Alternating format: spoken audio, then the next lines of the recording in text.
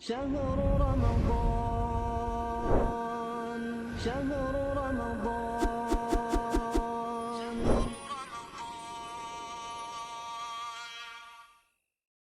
Bismillah. Assalamualaikum warahmatullahi wabarakatuh.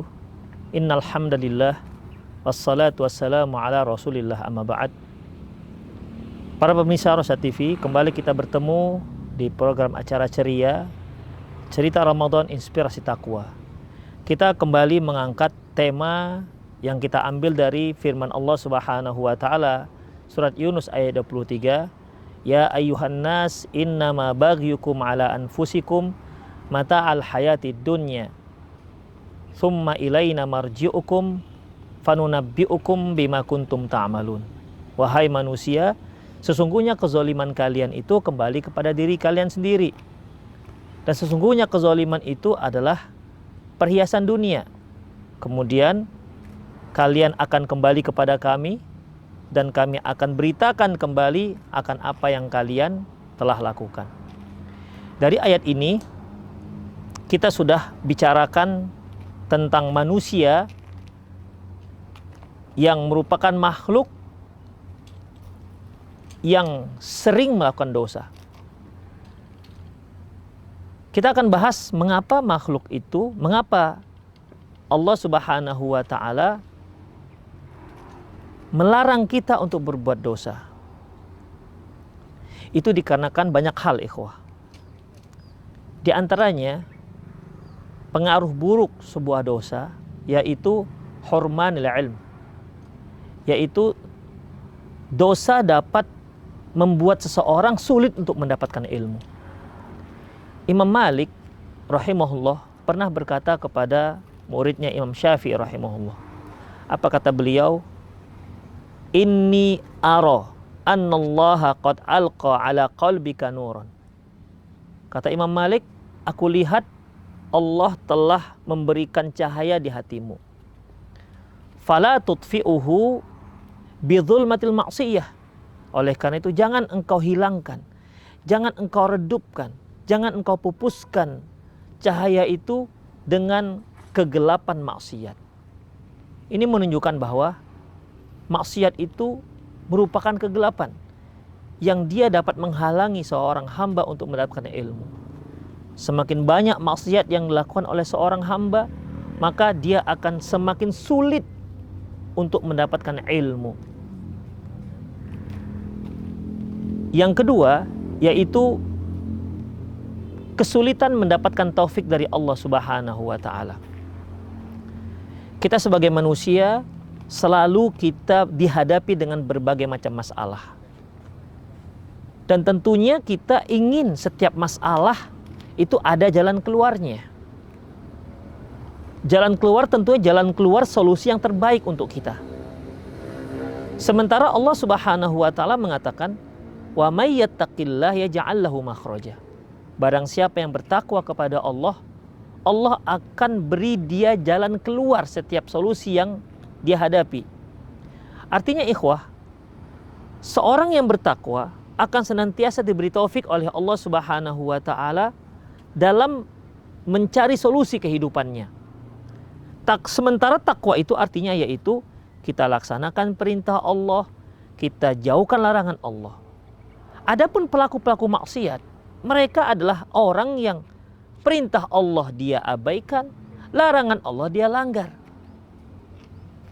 Kalau orang yang bertakwa akan diberi solusi atas masalah yang dihadapi, berarti orang yang tidak bertakwa, dia adalah para pelaku-pelaku dosa, maka akan kesulitan mendapatkan jalan keluar setiap masalah yang dia hadapi. Itu yang kedua. Yang ketiga para pemirsa, yaitu maksiat ini dapat membuat rezeki seseorang itu menjadi sedikit. Dan ini sebagaimana yang dikatakan Rasulullah sallallahu alaihi wasallam, innal 'abda, sesungguhnya seorang hamba, la yuhramu minar rizq, dia akan terhalang mendapatkan rezeki li dzambin yusibuh, gara-gara dosa yang dia lakukan. Berarti ikhwah, dosa ini dapat membuat ekonomi kita menjadi sempit. dapat membuat kehidupan kita menjadi sulit. Oleh karena itu, apa yang menghalangi kita agar kita berupaya untuk jauh dari dosa? Karena kalau kita jauh dari dosa, kita berupaya menjauhkan diri kita dari berbagai macam dosa, toh dia akan kembali maslahatnya untuk kita. Allah akan lapangkan rezeki kita, Allah akan jadikan kita sebagai seorang yang qanaah. Dan itu merupakan hakikat daripada sebuah kekayaan.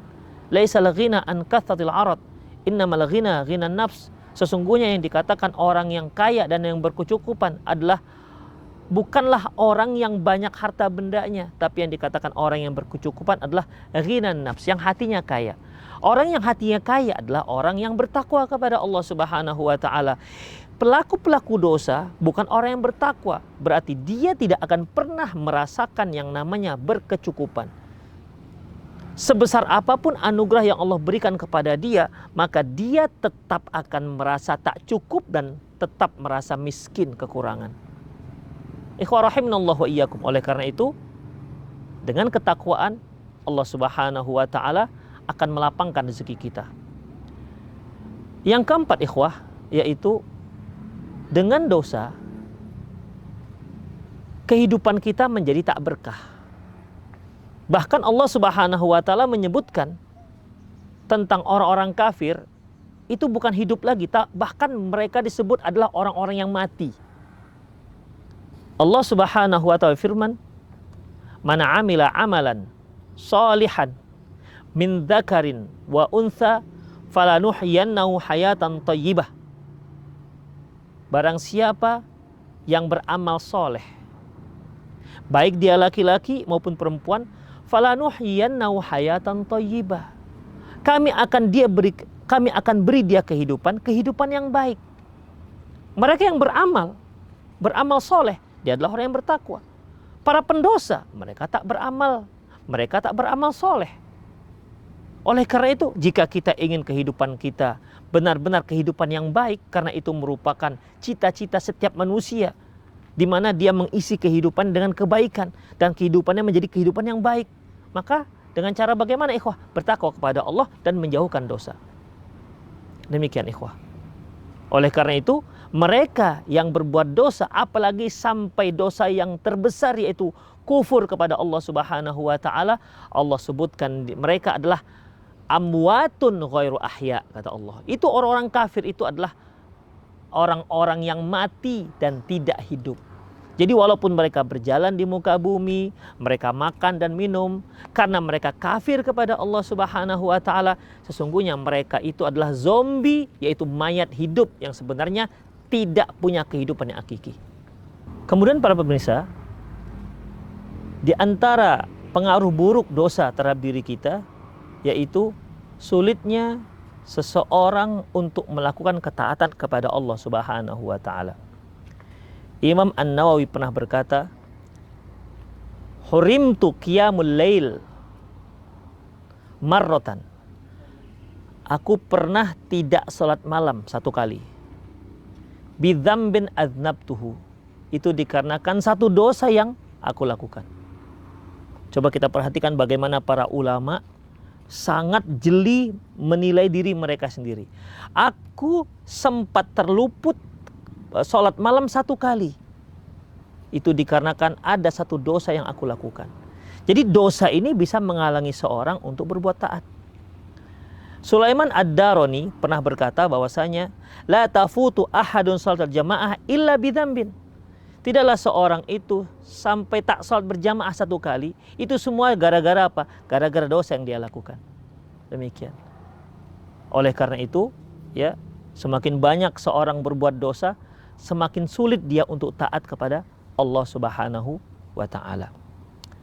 Yang berikutnya yaitu dosa itu membuat hati kita menjadi hitam, ikhwah. Ya. Allah Subhanahu wa taala firman, "Kalla bal rana ala qulubihim ma kanu yaksibun." Ketahuilah bahwasanya hitam hati mereka, kotor hati mereka akibat apa yang mereka lakukan. Artinya akibat dosa-dosa yang mereka lakukan. Rasulullah sallallahu alaihi wasallam pernah bersabda, "Innal 'abda idza adznaba dzamban nakata nuqtatan sauda fi qalbi. Seorang hamba itu apabila dia melakukan satu dosa, maka muncul satu titik hitam dalam hatinya. Fa'in taba minha, kalau ternyata dia tobat dari dosa tersebut, saqula minha, maka titik hitam itu akan hilang. Fa'in zada zadat, kalau seandainya dia menambah dosa, maka bertambahlah titik-titik hitam itu dari dalam hatinya. Ya, kalau dosa terus demi dosa kita lakukan, titik demi titik muncul dalam hati kita, di hati kita, maka hati kita semakin lama semakin hitam, maka akan semakin sulitlah kita untuk menerima kebenaran. Karena yang namanya kebenaran, yang namanya ilmu itu adalah cahaya. Dan cahaya hanya bisa ditangkap oleh hati yang bersih. Jika hati sudah hitam ikhwah, maka sulit untuk mendapatkan cahaya itu. Kemudian ikhwah berikutnya yaitu pengaruh buruk daripada dosa, yaitu membuat teman-teman kita menjadi jauh dari kita.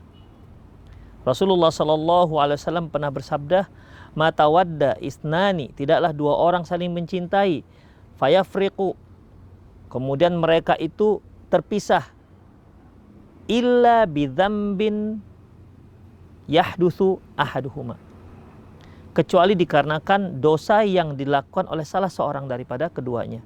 Jadi kalau kita punya teman dekat, kemudian tiba-tiba kok kita nggak cocok, itu tak lain dan tak bukan gara-gara apa ikhwah? Dosa yang kita lakukan. Bahkan kalau ada suami istri, ya mereka tidak cocok, kemudian mereka bercerai, itu sebenarnya adalah bukan ketidakcocokan. Karena memang tidak ada seorang manusia pun yang cocok dengan manusia yang lain. Tidak ada yang persis bagaikan gigi gerdang begitu. Nggak akan ada dapatnya. Siapapun dia nggak akan pernah dapat. Pasti ada ketidakcocokan itu. Tapi yang terpenting bagi kita, bagaimana kita mensikapi ketidakcocokan tersebut. Demikian. Dengan menumbuhkan rasa cinta. Orang kalau sudah cinta, maka dia akan berupaya untuk menyesuaikan diri dengan orang yang dia cintai.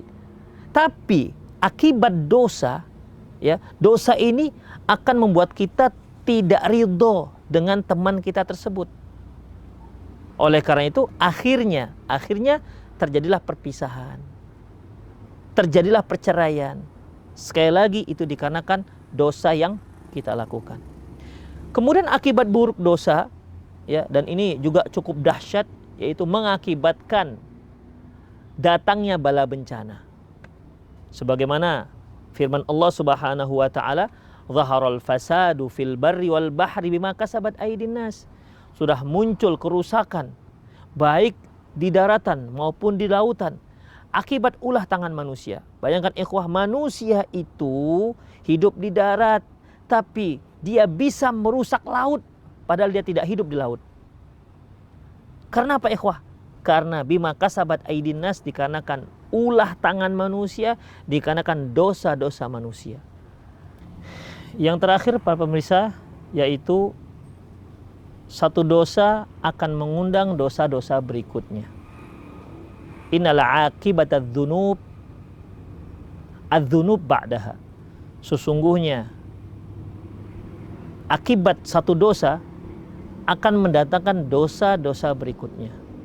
Jika seorang berbuat dosa dan dia tak bertaubat dengan dosa tersebut, maka akan muncul dosa yang lain. Jika dia biarkan tak istighfar, dia akan muncul dosa yang berikutnya. Maka demikianlah seterusnya dosa dan dosa berikutnya, akhirnya menumpuklah dosanya, yang dikhawatirkan itu semua akan menyeret dia ke dalam neraka jahanam. Itulah sebabnya kita sudah bahas di pertemuan sebelumnya, yaitu manusia itu memang manusia makhluk yang bersalah. Tapi Allah menyuruh kita agar kita banyak istighfar kepada Allah Subhanahu wa taala. Ketika kita terperosok dalam satu dosa, segeralah mohon ampun kepada Allah Subhanahu wa taala agar tidak menimbulkan dosa-dosa berikutnya.